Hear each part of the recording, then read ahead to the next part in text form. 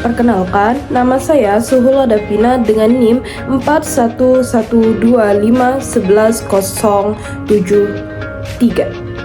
Baik, pada kesempatan kali ini saya akan membahas salah satu materi penting dalam hukum internasional, yaitu mengenai perkembangan subjek hukum internasional serta konsep belligerent dalam konflik bersenjata. Adapun pembahasan saya akan mencakup 3 pertanyaan utama. Pertama, apa yang dimaksud dengan belligerent dan apakah OPM termasuk dalam kategori tersebut? Kedua, kapan individu dapat disebut sebagai subjek hukum internasional serta apakah Rodrigo Duterte memenuhi kriteria tersebut? Ketiga, bagaimana perusahaan dapat menjadi subjek hukum internasional?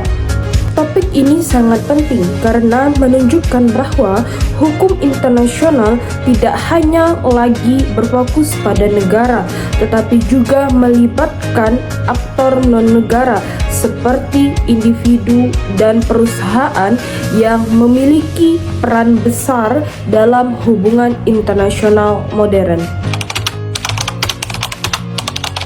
Secara etimologis, istilah belligerent berasal dari bahasa Latin bellum yang berarti perang. Dalam hukum internasional, belligerent merujuk pada pihak yang terlibat dalam konflik bersenjata yang telah mencapai tingkat tertentu sehingga diakui memiliki status hukum.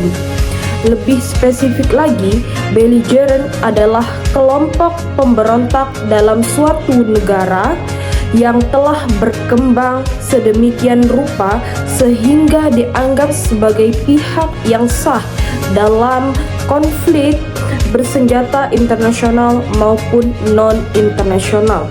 Artinya, belligerent bukan sekedar kelompok biasa, tetapi kelompok yang sudah naik tingkat secara hukum internasional. Perbedaan belligerent dengan pemberontak biasa. Penting untuk memahami bahwa tidak semua pemberontak dapat disebut belligerent. Ada perbedaan mendasar. Pertama, pemberontak biasa artinya belum diakui, masih dianggap bagian dari urusan dalam negeri.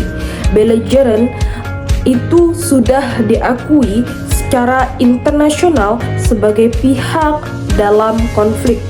Dengan kata lain, status belligerent memberikan legitimasi terbatas dalam hukum internasional. Syarat-syarat belligerent. Pertama, memiliki organisasi yang terstruktur. Harus ada pemimpin yang jelas, sistem komando, dan pembagian tugas yang teratur. Kedua, menguasai wilayah tertentu secara efektif dan berkelanjutan. Tidak hanya sesaat, tetapi benar-benar mengontrol wilayah tersebut. Ketiga, melakukan operasi militer secara teratur. Bukan sekedar serangan acak, tetapi strategi militer yang sistematis. Keempat, mematuhi hukum humaniter internasional, seperti tidak menyerang warga sipil dan memperlakukan tawanan yang baik. Kelima, adanya pengakuan dari pihak lain. Pengakuan ini bersifat formal atau informal. Dampak pengakuan belligerent. Jika suatu kelompok diakui sebagai belligerent, maka akan timbul akibat hukum seperti memiliki hak sebagai pihak dalam konflik. Kedua, dapat melakukan hubungan internasional terbatas. Ketiga, mendapat perlindungan hukum perang. Keempat, tidak lagi dianggap sekadar kriminal oleh negara. Analisis kasus OPM. Organisasi Papua Merdeka atau OPM adalah kelompok yang memperjuangkan kemerdekaan Papua dari Indonesia. Jika dianalisis, pertama, organisasi, OPM memiliki struktur tetapi tidak sepenuhnya terpusat dan sering terfragmentasi. Kedua, penguasaan wilayah. Tidak ada bukti bahwa OPM menguasai wilayah secara stabil dan efektif. Ketiga, operasi militer cenderung sporadis dan tidak menunjukkan sistem militer yang terorganisir kuat. Keempat, kepatuhan hukum humaniter. Belum ada bukti konsisten bahwa OPM mematuhi standar hukum internasional. Keempat, pengakuan internasional. Tidak ada pengakuan dari negara lain maupun organisasi internasional.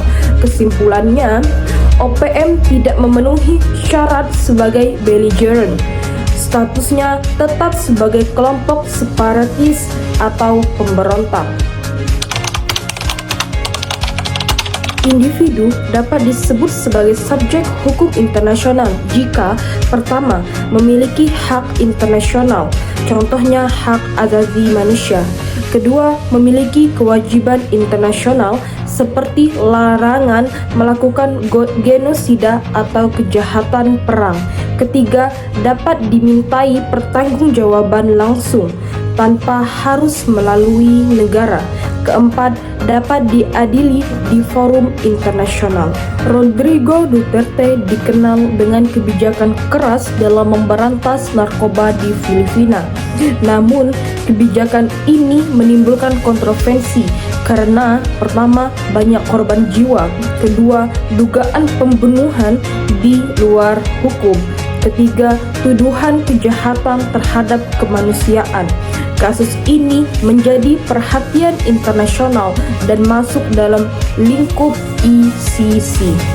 Apakah Duterte memenuhi syarat? Jawabannya iya, karena ia adalah individu yang dapat dimintai tanggung jawab. Diduga melakukan kejahatan internasional. Ketiga, menjadi subjek penyelidikan internasional. Hal ini menunjukkan bahwa bahkan kepala negara tidak kebal hukum internasional. Prinsip pentingnya adalah pertama, individual criminal responsibility, artinya tanggung jawab pidana individu. Kedua, no immunity for serious crimes, tidak ada kekebalan dalam kejahatan berat. Perusahaan bukan subjek utama seperti negara, tetapi diakui sebagai subjek hukum internasional dalam arti terbatas. Cara perusahaan menjadi subjek: pertama, perjanjian internasional. Perusahaan dilindungi oleh perjanjian investasi. Kedua, arbitrase internasional. Perusahaan dapat menggugat negara di forum internasional.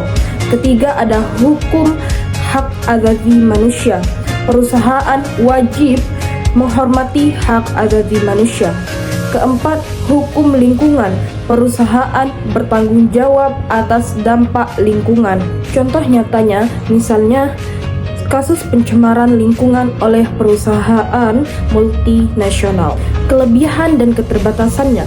Pertama, ada kelebihan, memiliki akses ke forum internasional, dilindungi hukum internasional. Keterbatasannya, tidak memiliki kedaulatan. Kedua, tidak bisa membuat perjanjian internasional seperti negara. Jadi, kesimpulannya adalah pertama, perusahaan adalah subjek hukum internasional dalam arti terbatas, memiliki hak dan kewajiban tertentu. Sebagai penutup, dapat disimpulkan bahwa pertama, belligerent adalah kelompok pemberontak yang diakui dalam hukum internasional dan OPM tidak memenuhi kriteria tersebut. Kedua, individu telah menjadi subjek hukum internasional termasuk Rodrigo Duterte. Ketiga, perusahaan juga menjadi subjek hukum internasional dalam arti terbatas. Perkembangan ini menunjukkan bahwa hukum internasional semakin kompleks dan adaptif terhadap perubahan global. Jungle.